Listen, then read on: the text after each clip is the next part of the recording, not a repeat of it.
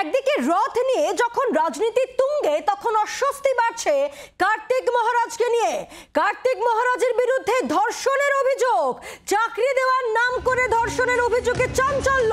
জানবো সোমা মাইতি রয়েছেন টেলিফোনে প্রতিনিধি। সোমা, একেবারে মারাত্মক অভিযোগ উঠে আসছে কার্তিক মহারাজের বিরুদ্ধে। দেখো, কার্তিক মহারাজের বিরুদ্ধে আজ ইতিমধ্যেই নবগ্রাম থানায় সন্ধ্যেবেলায় অভিযোগ দায়ের করেছেন এবং দায়ের করেছেন এক মহিলা, এবং তিনি এক চাঞ্চল্যকর অভিযোগ এনেছেন যে তাকে চাকরি দেওয়ার নাম করে তার সঙ্গে প্রতারণা করা হয়েছে এবং তার বিরুদ্ধে ধর্ষণ করা হয়েছে, তাকে ধর্ষণ করা হয়েছে এমন অভিযোগ আনা হয়েছে। এবং রীতিমতো কার্তিক মহারাজের বিরুদ্ধে এই ধরনের অভিযোগ আসায় কিন্তু রীতিমতো চাঞ্চল্য ছড়িয়েছে।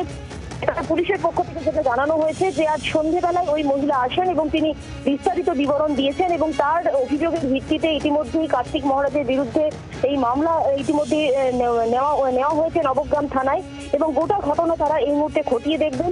উল্টো দিকে কার্তিক মহারাজের পক্ষ থেকে এই সমস্ত অভিযোগ অস্বীকার করা হয়েছে এবং তিনি বলেছেন তিনি সন্ন্যাসী, তার বিরুদ্ধে কেউ অভিযোগ আনতেই পারেন এবং এই অভিযোগ তিনি কার্যত অস্বীকার করছেন এবং কার্যত কোনোভাবেই তিনি কিন্তু এটাকে আমল দিতে চাইছেন না। তবে এই মহিলা যেটা বলছেন যে 2013 সালে তাকে তার সঙ্গে প্রতারণা করা হয়েছে। তবে দীর্ঘ এত বছর পেরিয়ে যাওয়ার পর কি কারণে তিনি এত বছর পর থানায় তিনি অভিযোগ করলেন এবং অত্যন্ত গুরুতর একটি অভিযোগ নিয়ে এসেছেন, ধর্ষণের অভিযোগ নিয়ে এসেছেন। সঙ্গে থাকো কার্তিক মহারাজ, তিনি ঠিক কি বলছেন এই পুরো বিষয় নিয়ে শুনবো। এই ব্যাপারে কোনো বক্তব্য নেই, এটা আমার আইনি বিভাগ আছে। আমরা কোনো সন্ন্যাসী যেখানে হচ্ছে ঘটনা, এটা মহিলাদের আশ্রম, সেখানে কোনো রাত্রি নিবাসের কোনো প্রশ্নই নেই। মানুষ সেটা বিচার করবে, মানুষ বিচার করবে বলেন কার্তিক মহারাজ। কার্তিক মহারাজের বিরুদ্ধে ধর্ষণের অভিযোগ, চাকরি দেওয়ার নাম করে ধর্ষণের অভিযোগে চাঞ্চল্য। নবগ্রাম থানায় ধর্ষণের অভিযোগ দায়ের, অভিযোগের ভিত্তিতে এফআইআর রুজু করেছে পুলিশ। কথা বলবো, শোভা আমাদের সঙ্গে রয়েছে। শোভা, কার্তিক মহারাজ, আমরা জানি যে লোকসভা নির্বাচন, সেই লোকসভা নির্বাচনেও কার্তিক মহারাজকে নিয়ে রাজনৈতিক তরজা তুঙ্গে উঠেছিল এবং তিনি পদ্মশ্রীও পেয়েছেন এমন এক মানুষের বিরুদ্ধে এই গুরুতর অভিযোগ। দেখো, একেবারেই তাই যে কার্তিক মহারাজ যিনি পদ্মশ্রী পেয়েছেন কিছুদিন আগে এবং বিভিন্ন সময় বিভিন্ন ইস্যুতে তিনি বিভিন্ন মন্তব্য নিয়ে বিভিন্ন সময় সমালোচিত হয়েছেন এবং সেই কার্তিক মহারাজ যার বিরুদ্ধে এক মহিলা থানায় অভিযোগ করলেন এবং অত্যন্ত পুরনো একটা ঘটনা তিনি বলছেন 2013 সালে এই ঘটনা ঘটেছিল। এত বছর পর তিনি কেন এই অভিযোগ করলেন, যদিও মহিলার পক্ষ থেকে বলা হয়েছে তিনি সুবিচারের আশা করেছিলেন, তিনি মনে করেছিলেন যে এই খুব স্বাভাবিকভাবেই এই খবরের জেরে রাজনৈতিক মহলে নতুন করে আবারও চর্চা শুরু হয়ে গিয়েছে। জয়প্রকাশ মজুমদার রয়েছেন আমাদের সঙ্গে। জয়প্রকাশ বাবু, কার্তিক মহারাজ তার বিরুদ্ধে এবার এফআইআর রুজু করলো পুলিশ, কারণ ধর্ষণের অভিযোগ উঠে আসছে। দেখুন, কোনো মহিলা যদি তার সংস্কার, তার পারিবারিক প্রতিবন্ধকতা, সামাজিক প্রতিবন্ধকতা এড়িয়ে একজন তথাকথিত সন্ন্যাসী তার বিরুদ্ধে সাহস করে আগে হলেও ধর্ষণের অভিযোগ নিয়ে আসে, তার পুঙ্খানুপুঙ্খ তদন্ত হওয়া প্রয়োজন। বিশেষত অনেক জায়গায় আমরা দেখেছি এই সাধু সন্ন্যাসীদের মধ্যে কিছু লোক মুখোশ পরে ঘোরাঘুরি করেন, যাদের বাইরেটা অনেক একরকম, ভেতরটা আর এক রকম। এখন কার্তিক মহারাজ এর বিরুদ্ধে এসছে এই অভিযোগ, অনেকেই বলবে আগের অভিযোগ এখন কেন করছে। সেইখানেই মনে রাখা দরকার যে একজন মহিলা যখন এইসব প্রতিবন্ধকতা এড়িয়ে নিজের লজ্জা, নিজের সামাজিক অবস্থান সবকে বন্ধক রেখে অভিযোগ করতে সাহস করেন, তখন কিন্তু তার বক্তব্য, অভিযোগ শুনে সেটার খুব পুঙ্খানুপুঙ্খ তদন্ত প্রয়োজন এবং এটাও হবে আইনের পথে, আইন চলবে।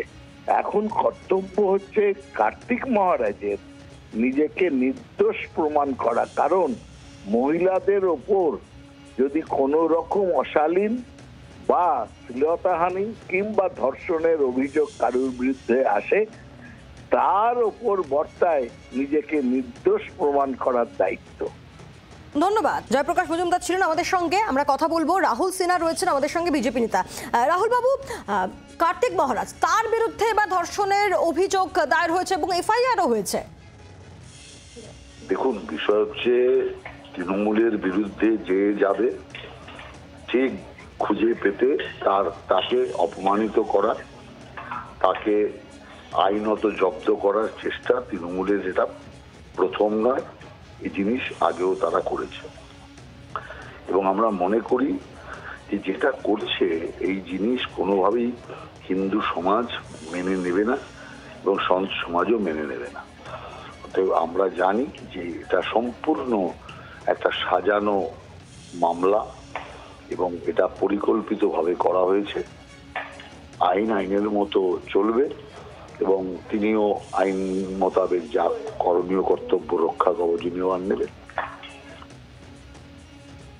ধন্যবাদ। রাহুল সিনহার সঙ্গে কথা বললাম। আপনাদেরকে আরেকবার জানিয়ে রাখি যে কার্তিক মহারাজের বিরুদ্ধে ধর্ষণের অভিযোগ, চাকরি দেওয়ার নাম করে ধর্ষণের অভিযোগে চাঞ্চল্য। ইতিমধ্যেই থানায় অভিযোগ দায়ের করা হয়েছে, এফআইআর রুজু করেছে পুলিশ। যদি অভিযোগকে গুরুত্ব দিতে অস্বীকার মহারাজের, তিনি বলছেন যে মানুষ বিচার করবেন।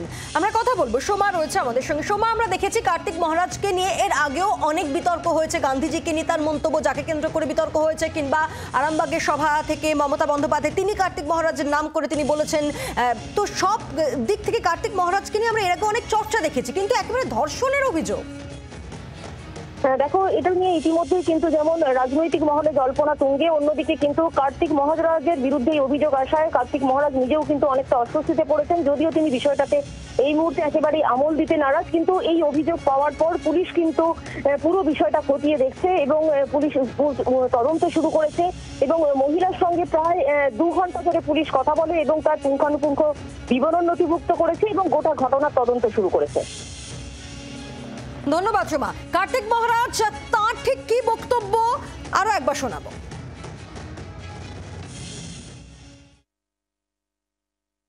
এই ব্যাপারে কোনো বক্তব্য নেই, এটা আমার আইনি বিভাগ আছে। আমরা কোনো সন্ন্যাসী যেখানে হচ্ছে ঘটনা, এটা মহিলাদের আশ্রম, সেখানে কোনো রাত্রি নিবাসের কোনো প্রশ্নই নেই। মানুষ সেটা বিচার করবে। বাংলার আওয়াজ, বাঙালির আবেগ, জি 24 ঘন্টা।